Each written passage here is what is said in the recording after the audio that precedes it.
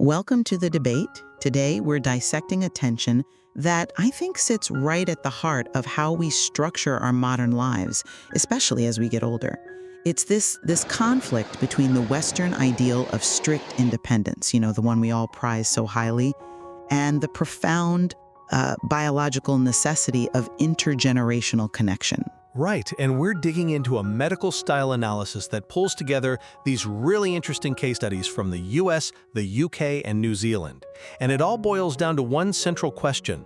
Is that empty nest, that quiet home we all work so hard for, is it really a badge of honor? Or is it, as the text calls it, a silent toxin that's actively degrading our health? It's a question that forces us to look past the greeting cards and the glossy retirement brochures. The material we're debating frames isolation not just as a social issue, something you can fix with a weekly bingo night, but as a legitimate medical crisis. Exactly. But I suspect where we're going to disagree today is on the prescription.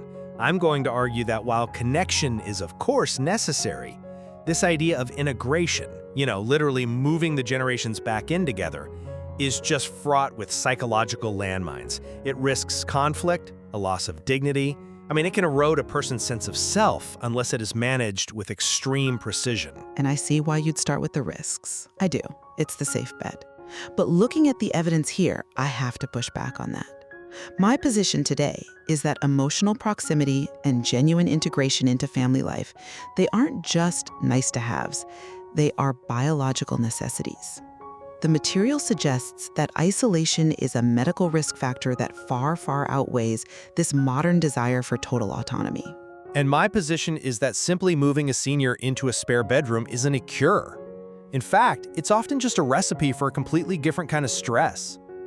I believe true well-being requires what the text calls supported autonomy, a very specific middle ground that prioritizes dignity and boundaries over simple raw proximity. You can be lonely in a crowded room, and you can absolutely be suffocated in a warm kitchen. Okay, so let's get into the specifics. I want to start by laying out my perspective on what the text calls this silent toxin.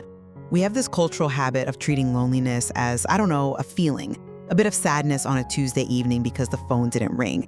But the medical data presented here, it frames it as a chronic emotional stressor.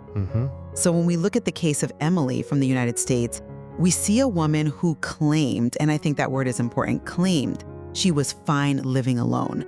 She enjoyed her daytime independence, she had her garden, her routines, but the text is very specific about what happened when the sun went down. It highlights the evenings, specifically, that transition from day to night. Exactly. It describes, and I'm quoting here, quiet rooms, cold kitchens, and long silences. Now, that isn't just poetic writing, it's describing a physiological trigger. The material explains that this emotional isolation activates the sympathetic nervous system. That's the body's fight or flight mechanism. So when a human being is isolated from their tribe, the body perceives a threat. It's evolutionary. If you're alone on the savannah, you're prey. Emily's body is dumping cortisol, it's raising inflammatory markers, it's disrupting her sleep. So my argument is this: we cannot treat emotional health as secondary to mobility or nutrition. An empty flat is a health hazard. It's a slow-motion medical crisis. Okay, I don't dispute any of the medical data. The physiological cost of loneliness is stark. It's well documented. But I think you're romanticizing the solution. You paint this lovely picture of the warm kitchen as the instant antidote to that cortisol spike. But you're ignoring the heat that comes with it. The text introduces a metaphor that I think is just crucial here. Even teeth bite the tongue. Meaning conflict is inevitable. Meaning that closeness causes injury. It suggests that friction is an inevitable, normal, and sometimes painful part of close relationships. You're arguing for proximity, but look at the case of James in the UK. Yes, the text says he avoided his empty flat, but it also notes that when he was with his family, he feared being perceived as difficult or overly sensitive. And this is the nuance we have to look at. The fear of being a burden is a massive psychological weight. If you simply integrate a senior into a busy, modern household without immense care, you aren't solving loneliness. You're just trading it for anxiety. My thesis is that proximity alone doesn't solve the problem if it creates friction. True well-being requires supported autonomy. That's an interesting pivot, but I think you're confusing the fear of the transition with the reality of the destination. Let's look at James a little deeper. You said he avoided his flat. The text describes him sitting in a public park for hours. Why? To avoid the silence. He felt invisible. He sat on a bench, probably cold, just to be near the flow of humanity. I think we cling to this myth of complete independence because we're afraid of that friction you mentioned. We're so scared of biting our tongue that we choose starvation. And you're referring to the New Zealand case now? Yes, Mia. The text describes a week she spent with her family. Now, notice the details here. It wasn't some grand vacation. It wasn't a party. It was her niece saying good morning sleepily while pouring cereal. It was just listening to school stories in the background. The material calls this emotional nourishment. It revived her. And this confirms what we know from gerontology, that routine, small social interactions, these micro-interactions, they stabilize mood and cognition.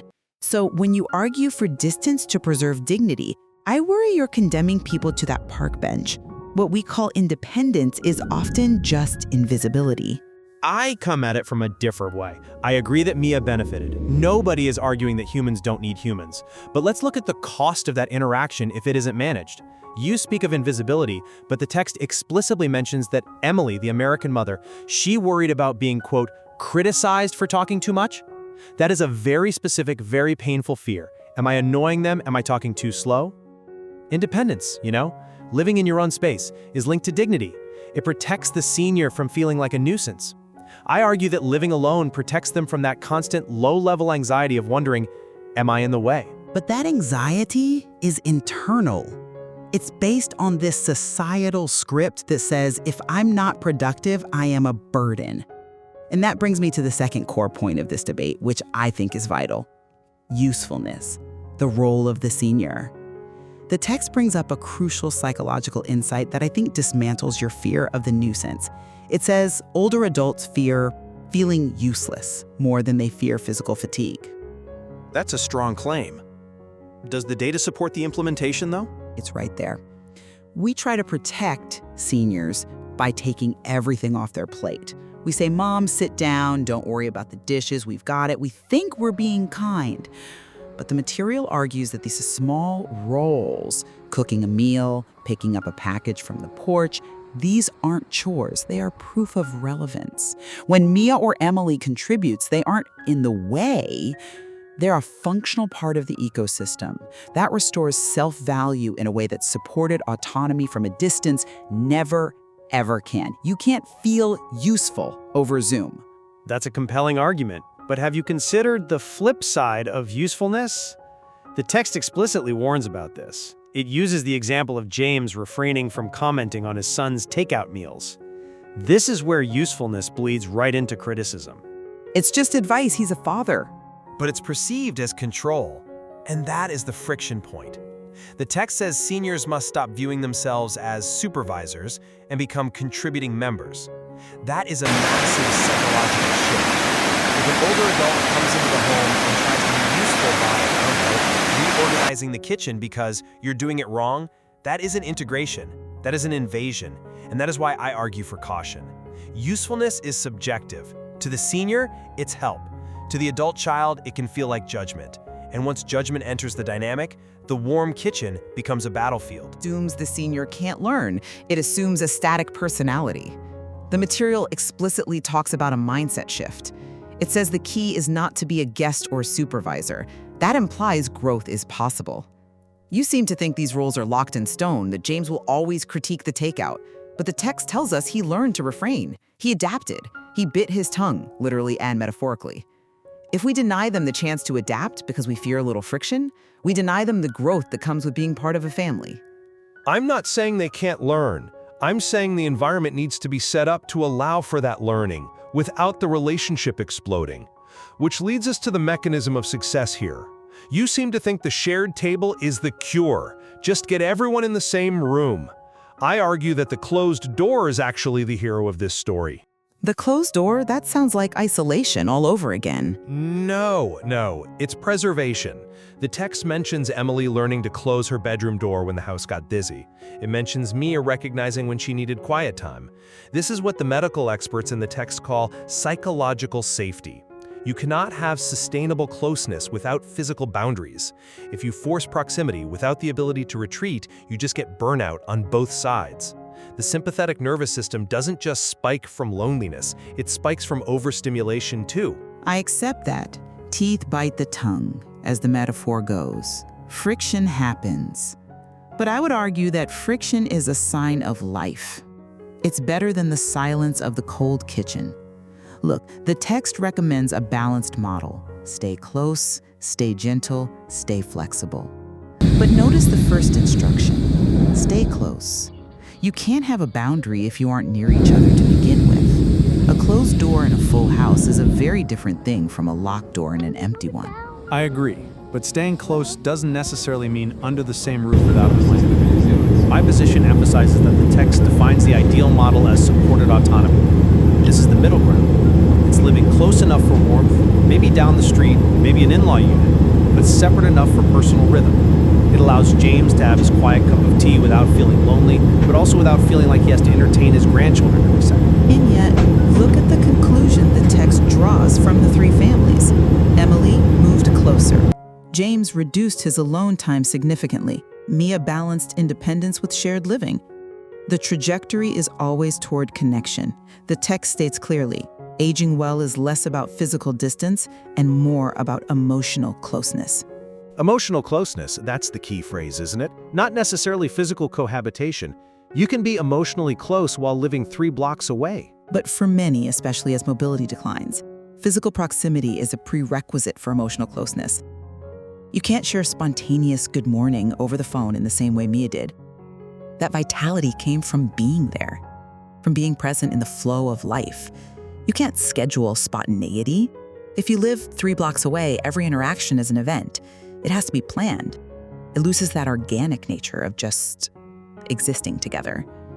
And that organic existence is what lowers the cortisol. Being present in the flow. I like that. It's a beautiful image, but I have to insist that the flow must be regulated. The text says conflict isn't dysfunction, true, but it also highlights that differences in modern routines, noise levels, food preferences, bedtime are real stressors. The success of these families didn't come from just love, it came from negotiation, from Emily closing that door, from James holding his tongue on the takeout. It was not effortless. And isn't that what we all do in relationships? Why should aging be different? We treat older adults like they're fragile figurines that will shatter if they have to negotiate a boundary. But they're human beings. They've spent decades negotiating careers, marriages, parenthood. They are capable of that negotiation. And the reward, according to this material, is cognitive stability, lower depression rates, and a stronger sense of purpose. Isn't that worth the work of negotiation? I see your point. We shouldn't infantilize them, but we also shouldn't idealize the process. It takes work, and it requires the younger generation to change too.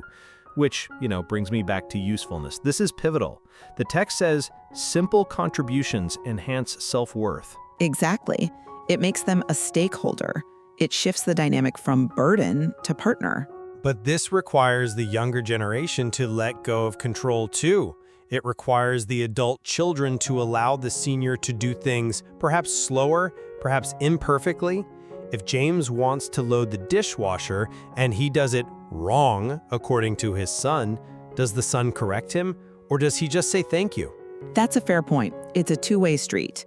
The younger generation has to stop viewing their parent as a dependent to be managed and start seeing them as a resource.